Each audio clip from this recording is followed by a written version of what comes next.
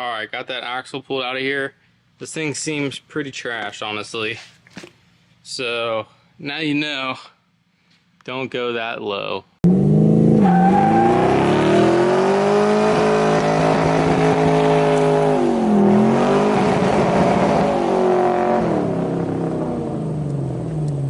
Alright, what's going on, guys? Welcome back to another episode of Rustomod. If you saw the last episode, we are thrashing, trying to get ready for Hot Rod Power Tour this year. And we're taking the all-wheel drive C10 and the Willys Jeep. So we have a lot of work to do to get these two cars ready.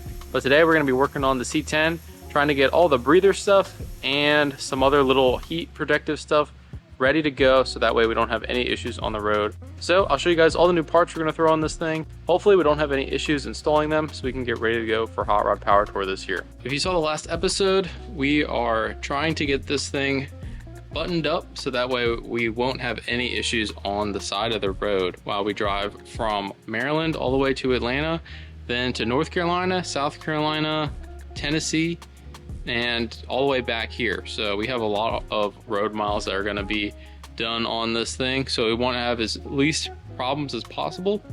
And one of the issues that I've been having just driving it around the road is when you hit boost, my dipstick is blowing out, and I got a locking dipstick to hopefully prevent that issue. So the one I have in there isn't locking, but the one I have now, you actually push this down and then lift it out and it locks in the place, unlike the other one that's in there. So that's going to be a big help. But the reason it's blowing out is because we have a bunch of crankcase pressure. So I only have one breather that is going to my catch can over here temporarily, because if you guys have noticed, valve covers are super expensive for these LS's with catch can provisions and breather ports and stuff. So I finally saved up and got some. So I got these from ICT Billet. Honestly, the really good quality, and they were pretty inexpensive for what I'm going to do. They were the most affordable ones that were probably the best quality. So hopefully these go on pretty nice, but we'll see. So these have a dash 12 fitting on each side, so that way it'll breathe a lot more. And I have my oil fill port. So on this one, the breather is in the oil fill port, so I don't have to pull that off.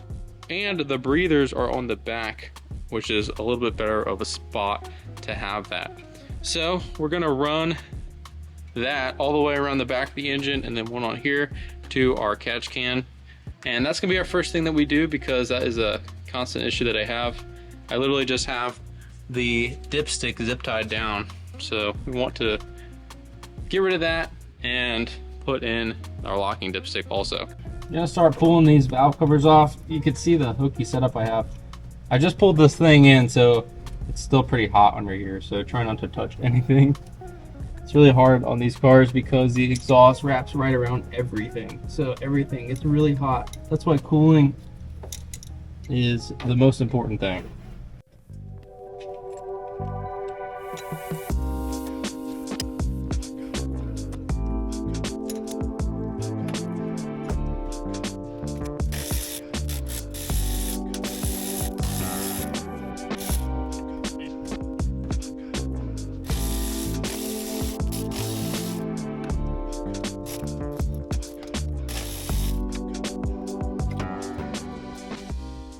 Alright, getting ready to put these valve covers on. I hope they fit and clear everything. These headers are pretty tall.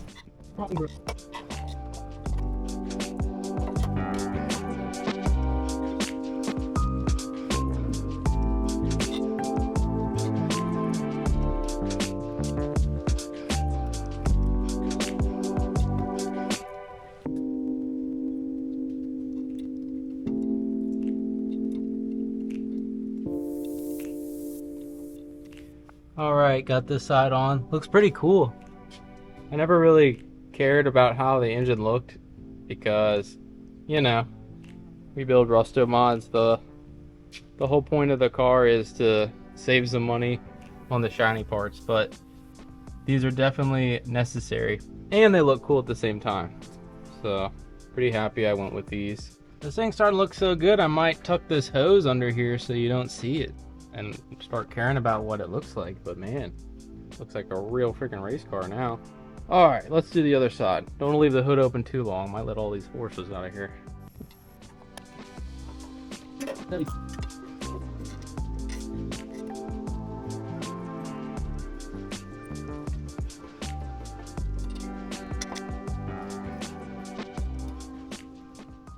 All right, next thing we got to do is put in our locking dipstick here.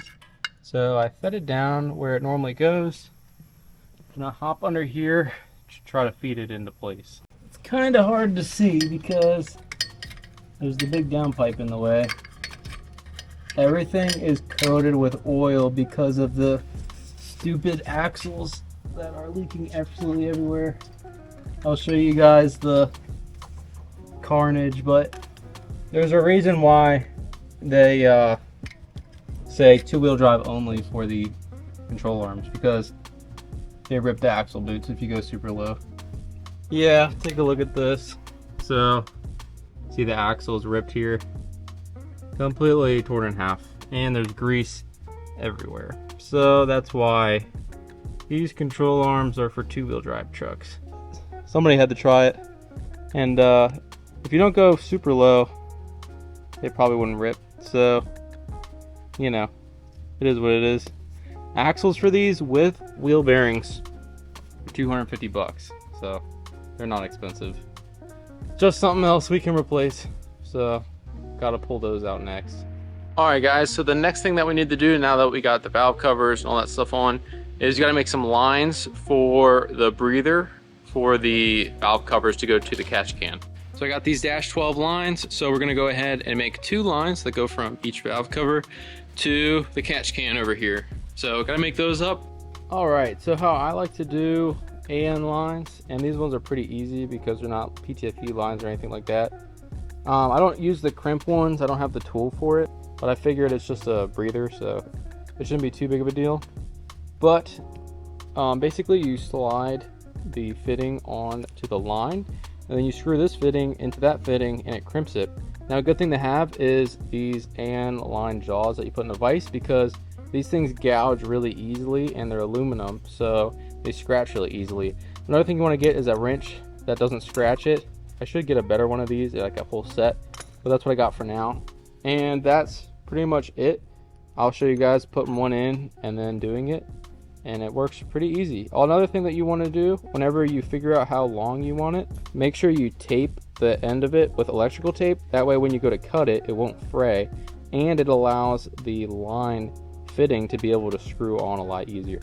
So just a tip for that. I'm gonna cut this one and show you guys how to put it on.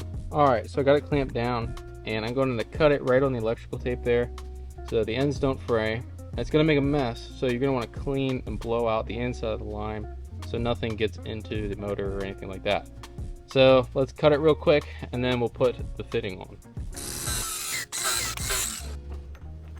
Alright, so now that we got that cut, I'm going to clean the inside of it and then we can go ahead and install the fitting. Alright, so with these, now we have our line cleaned out. I'm going to install the fitting onto the end of the line.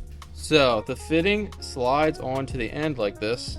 The bigger lines are a lot easier to do, but it slides on the end like that, and you want to push it down all the way till it goes to the threads on the inside. Once you have it down, all you got to do is hold it in the vise and then screw this end on.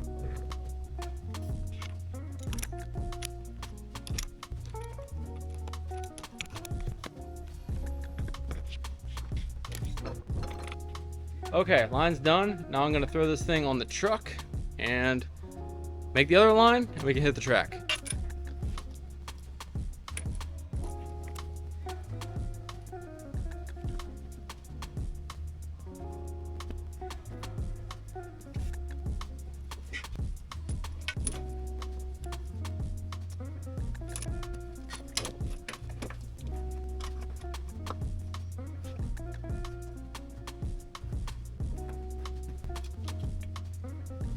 Okay, got the last line made. Gonna throw it on. That should be it for today.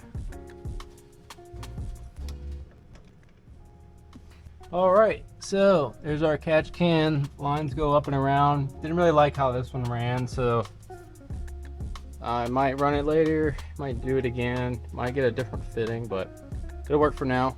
Alright, so we got everything done under the hood. So now the next thing that we need to do is lift the C10 up, and I'm going to show you guys how bad the axles are. I showed it briefly before, but we have to pull those out, and I'm going to replace them with some new ones. And while we're at it, I'm going to put the wheel bearings in there as well, so we shouldn't have any issues on power tour. So going to rip all this stuff apart real quick, throw it up on the lift. Another thing that I need to do is I noticed that one of these transmission lines are leaking, so I'm going to put some heat protection on them and then make new lines for the transmission cooler as well. So I'm gonna lift this thing up and get started.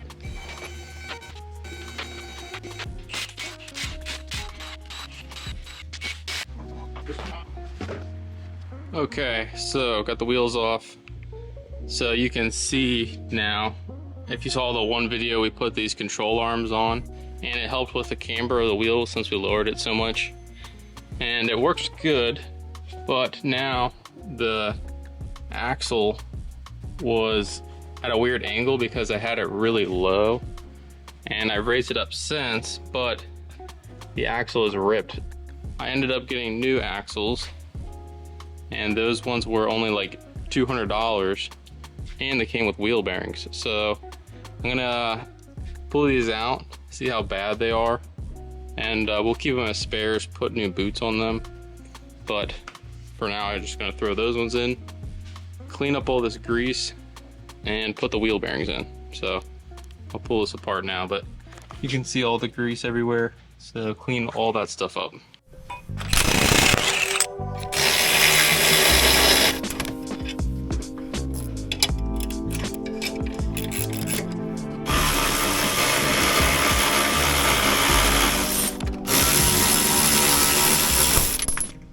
Alright, so I got this coilover loose, and then I got the sway bar disconnected. So I'm going to take the coilover out so I have some room. Pull the axle out. It just bolts right around that flange here. And there's one bolt here. Pull that out, and then put the new one in. Alright, got that axle pulled out of here. This thing seems pretty trash, honestly. So now you know. Don't go that low. I mean, you can go low, but don't go super low on the front if you're doing all-wheel drive with the two-wheel drive Silverado control arms. So, you know, we are the first ones, I think, that have done this with these control arms, and there's a reason why, obviously, but we wanted to see what we could get away with, so now we know. Okay, we got both the axles out. Both look about the same, pretty bad. So I ended up not taking the coilover off on this side or the sway bar, and it came out. So you do have enough room to get it out and in probably without doing that. So that made it a lot easier. Now got to pull the caliper, the rotor off, and then there's a few bolts around the back of the knuckle. Pull off, and then the hub will come off, and then the wheel bearing will come off. Put the new ones in, put the new axles in, tighten everything down. Make sure all of my arms are tight before I put it down on the lift, since I need to check them anyway before putting all the arms in. And then we should be good to go on the front end. We can move on to something else. All right, before we put the new axles in, I'm gonna clean it off with some super clean and degrease everything underneath because it is an absolute mess under there. So I'm gonna spray it down, wipe it down, clean it up, and then let's throw these new axles in. All right, I got both the axles in.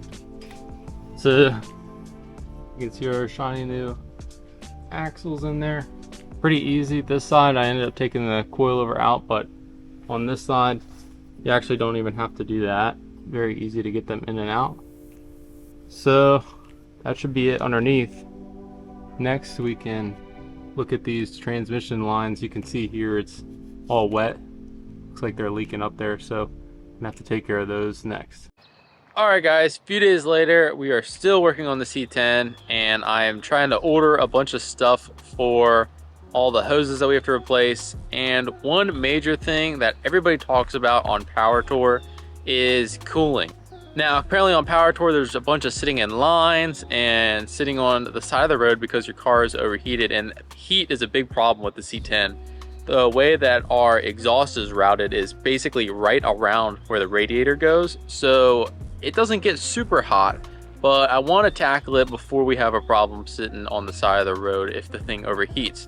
So what I did is I bought some aftermarket bigger fans that are a much better CFM than the ones that are currently in there.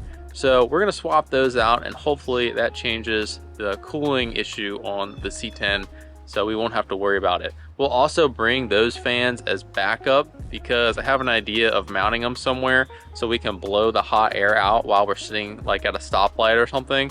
Because once we're moving down the road, it's perfectly fine. There's no wheel wells in it, so a lot of the air just moves out of the engine bay. But when you're sitting is when it gets really hot because that air is just trapped in there. So we want to blow that air out. So I'm gonna get some bigger fans, throw those in real quick. All right, so these are the fans that we have in here currently. They're two 12-inch fans. So I'm gonna pop those out real quick and see what the difference is with our new fans.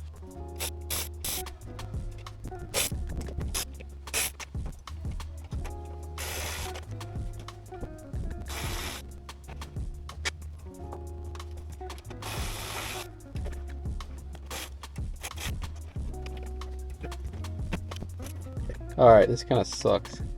I have the charge pipe here, which I can probably pull off, and then move this radiator hose out of the way to be able to get this out. Looks like I thought these were tapped in here, but they're just nut and bolt, so you gotta get a wrench on the back, so I can't pull just the fans off, I have to pull the whole shroud off too.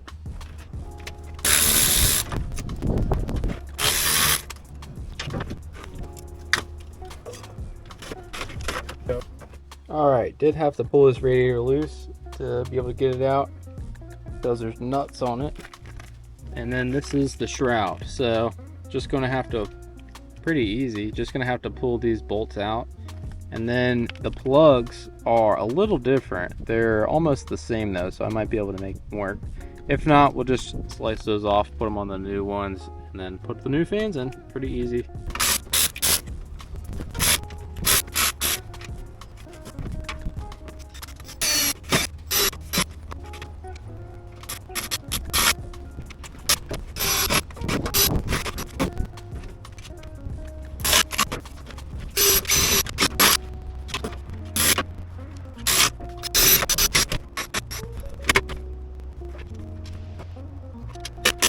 Okay, got the new fans in and they fit pretty good. The bolt holes were a little bit different spot, but just re-drilled the holes and put them in real quick.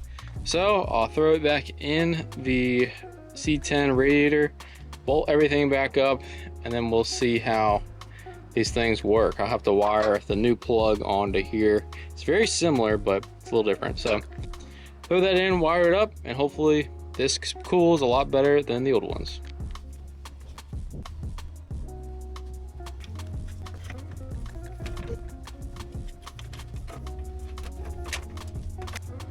Yeah.